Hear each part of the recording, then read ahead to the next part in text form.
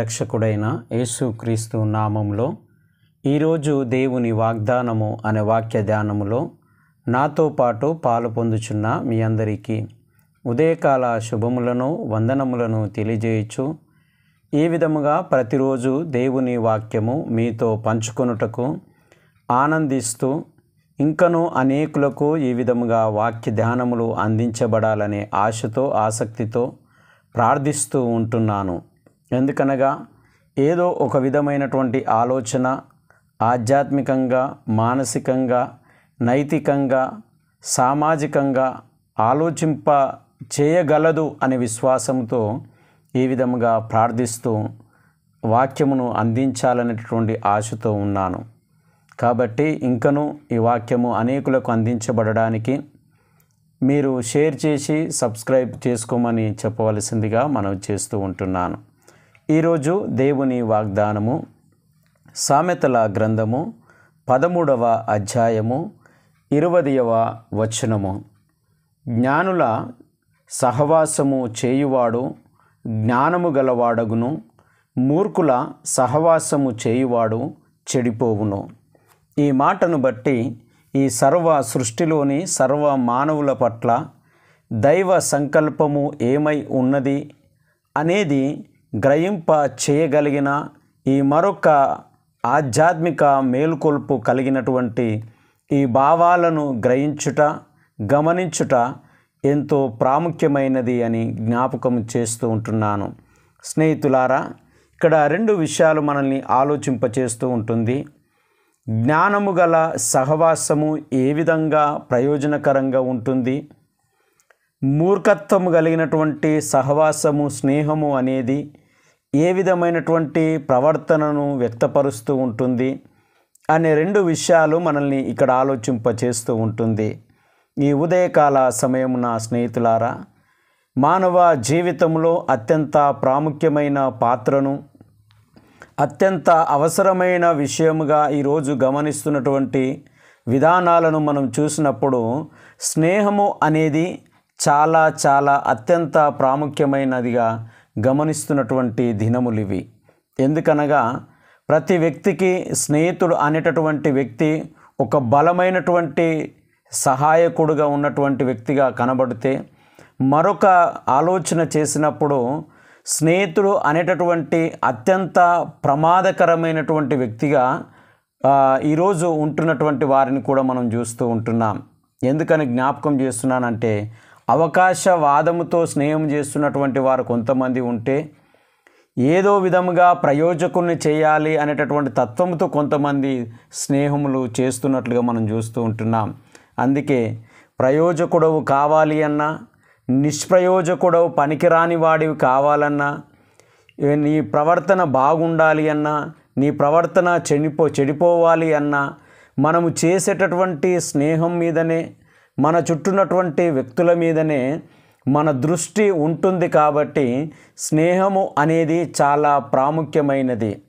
దాన్ని ఎంచుకోవడంలో, దాన్ని ఏర్పాటు చేసుకోవడంలో ఎంత జాగ్రత్త మనము కలిగి ఉండాలి అనేటటువంటి విషయాన్ని ఇక్కడ జ్ఞాపకం చేస్తూ ఉంటుంది. తెలుగులో ఒక సామెత చెప్తారు కదండి, ఏంటంటే సోపతి తొవ్వనాశనం అంటారు. సోపతి తొవ్వనాశనం. ఎవరిని వెంబడిస్తున్నావో వాని గురించి తెలియకుండా, వాని క్రియలను గురించి తెలియకుండా, వాని నటనను గురించి తెలియకుండా, వానిలో ఉన్నటువంటి క్రూరత్వం గురించి తెలియకుండా వాన్ని వెంబడిస్తే నీ జీవితాన్ని కోల్పోతావు. అది కుటుంబంలో నష్టం జరగవచ్చు, నీకు నష్టం జరగవచ్చు, నీ విలువైనటువంటి జీవితానికి నష్టం జరగవచ్చు, లేదా నువ్వు జ్ఞానముగా ఎదగకుండా నిన్ను పాడు చేసేటటువంటిది అయ్యన్నా ఉండవచ్చు. అందుకే ఊర్లలో పెద్దవారు చెప్తారు, ఏమంటారంటే సోపతి తొవ్వనాశనము. నువ్వు ఎవరితో తిరుగుతున్నావో అది గమనించి తిరిగితే మంచిది అనేది జ్ఞాపకం చేయబడుతూ ఉంటుంది.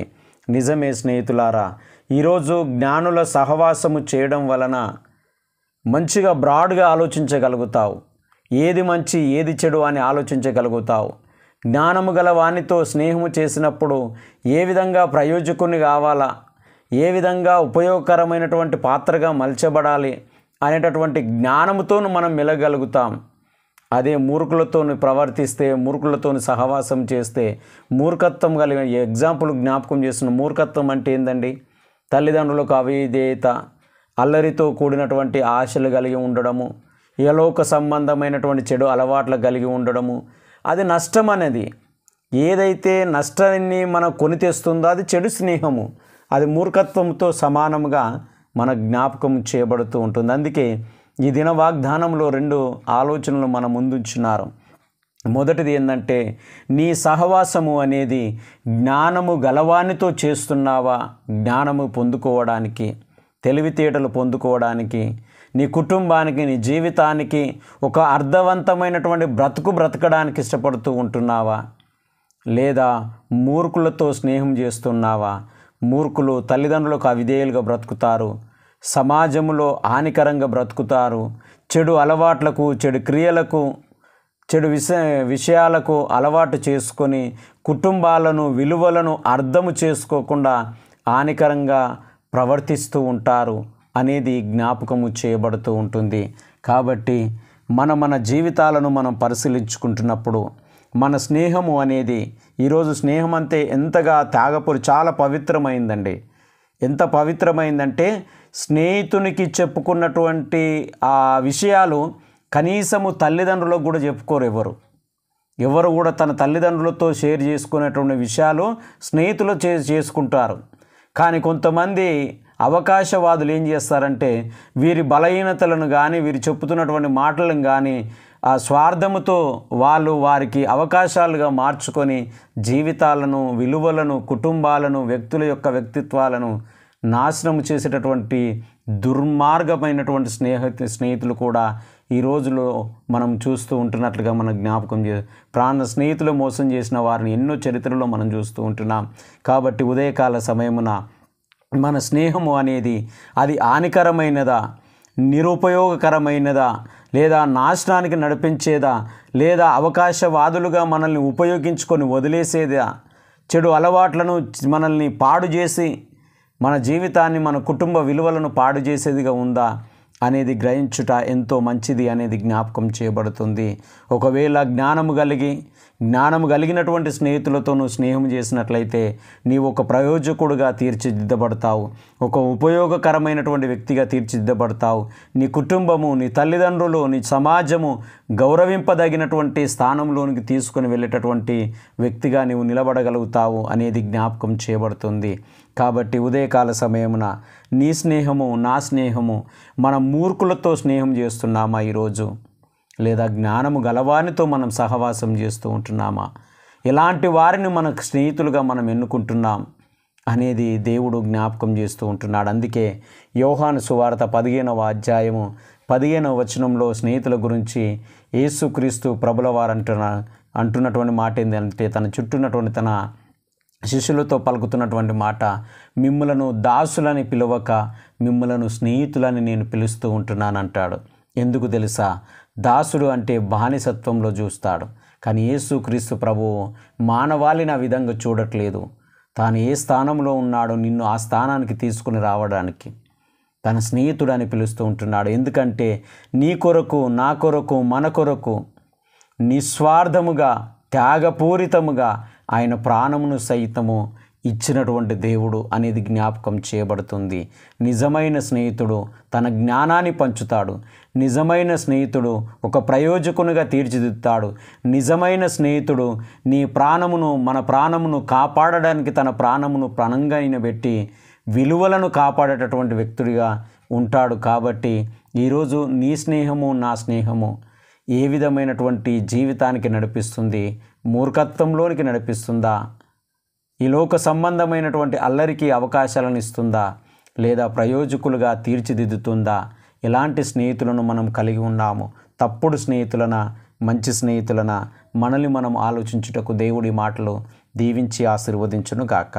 పరిశుద్ధుడా, ప్రేమగల తండ్రి, మహోన్నతుడా, ఉదయకాల సమయమును బట్టి మీకు వందనాలు చెల్లిస్తూ ఉంటున్నాం. నిజమే ప్రభువా, మాది ఏ విధమైనటువంటి స్నేహము? మూర్ఖత్వము కలిగినటువంటి స్నేహమా? జ్ఞానము కలిగినటువంటి స్నేహమా?